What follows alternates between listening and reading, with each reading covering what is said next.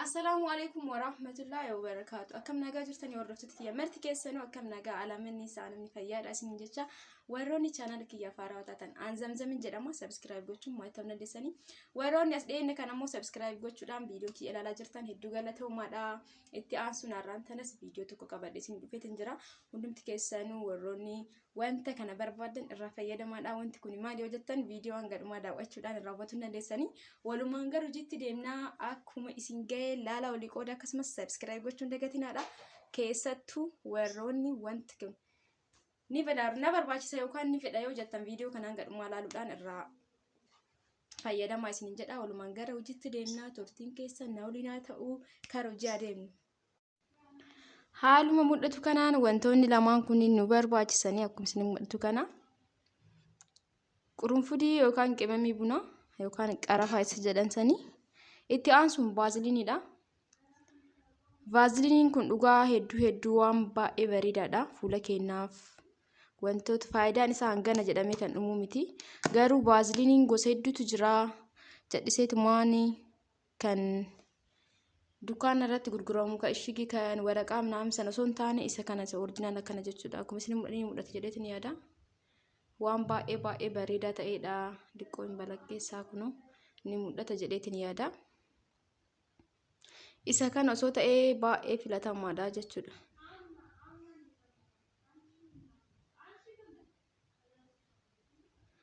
Kanaadha.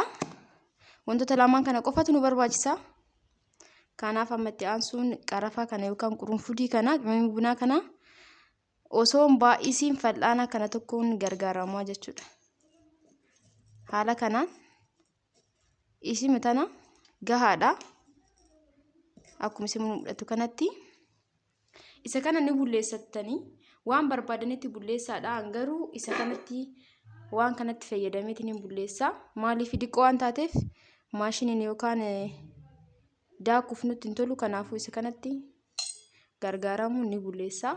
Tumee isin karaa isinitti tole bulleeffatu. Tumee deebi'eetiin jira.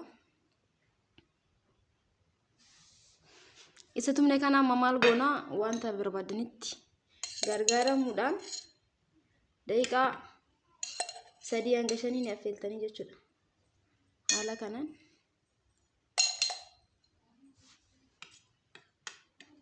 akkuma isin mul'atu kana ni mul'ata jedheetiin yaada. Diqqoodha. Kunoo fal'aana takkaadha. Erga kana gootan booda bishaan kunoo hanga kana burcuqqoo shaayii tana diqqoodha. Isii walakkaa itti naqa. Walakkaa itti guutuu isaa itti naqxanii. Haala kanaan erga gooneen booda ni affeellaa jechuudha. Ammaan tana affeellee isin deebi'aa daqiiqaa 5 isin jedhe akkuma isin mul'atu kanadha amma.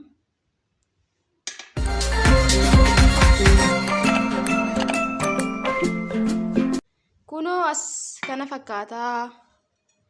Erga bilchaateen booda halluu isaan argitan jedheetiin yaada. Hedduu jijjiirameetiin jira. Akkuma isin mul'atu kanatti isa kana maal gootanii yoo barbaadan haaluma kanaan walitti makuu dandeessanii yoo barbaadan immoo ni dhimbibaa bishaan isaa. Garuu rakkoo hin qabu. Haala kanaan bishaan isaa qofa keessaa dhimbibaa jechuudha. Kunoo kana fakkaata. Erga kanatti dhimbibdan booda argitanii halluu isa torbaan tokkoof waan kana osoo addaan kutin torbaan tokkoof dhiifama torbaan tokkoof osoo hin taane ji'a tokkoof eegas booda vaaziliinii isa kana jechuudha. Kaawwan osoo hin ta'in ni mul'ata jedheetiin yaada. Diqqoo ni balaqeessanatti isa kana fayyadamaadha.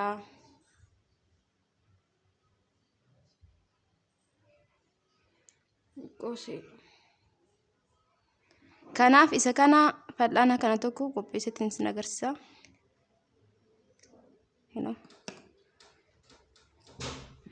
Erga akkanatti itti himattan booda waliin gahuudha qabdan. Sirriitti wal fudhachiisuu qabdanii bishaan isaa kan hojii dafee waliin fudhatu.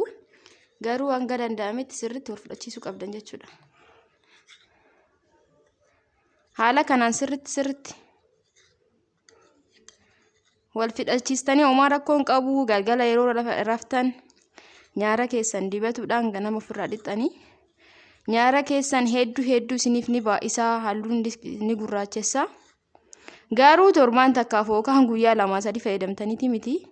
Yeroo kamuu galgala gizee raftan dibadhaatiin rafaa. Kophaa isaallee yoo barbaadan baaziliiniin kun hedduu dansaadha. Faayidaan isaa tokko lama miti. Anarraan tana garuu kana qabadhee isin dhufee jechuudha. Yoo barbaadan immoo yeroo biraa viidiyoo biraatiin faayidaa inni qabu isiniif dalagaa. Karaalee garagaraatiin isa qofallee fayyadamu nyaara keessan baay'ee isin ni baay'isa, ni gurraachessa.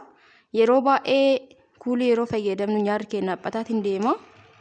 Kanaaf galgala isa kana fayyadamu isin jedha. Haaluma kanaan kunoo bifa magaala qabataatiin jira. Isinitti mul'ata jedheetiin yaada baaziliiniin dura akkam ture ilaala wal biratti. Argitanii? Kanaaf an bishaan dhiqoo itti waan baay'iseef baaziliiniin guddise. Saniif malee itti makameetiin jira jechuudha. Itti makamuu isaa mootu kun akkuma isinitti mul'atu kana garaagarummaan isaa. Haala kanaan gootanii galgala dibatuu ni dandeessanii jechuudha. Fuula keessanis yoo dibattan rakkoota kan qabu. Nyaara keessaniif garuu waan baay'ee bareedaa ta'ee fi warroonni nyaara keessan akka baa'atu barbaadan akkasumas bifti isaa akka gurraachatu barbaadan waan kana fayyadamuun dagatinaadha. Garuu yeroo yookaan guyyaa muraasa keessatti miti jijjiirama kan argitan. Yeroo dheeraaf yeroo kamuu yoo fayyadamtan rakkoota kan qabu. Wanni biraa wanti itti dabalee hin jiru baaziliinii fi bishaan qurunfudii daattaniitiin dhiqoo isii jechuudha. San booda affeeltanii bishaan isa fayyadamtanii. Kanaafuu waan salphaadha. Haala kanaan yoo qopheessan kun amma guyyaa baay'eef isinii ta'a. Nyaara keessaniif jechuudha.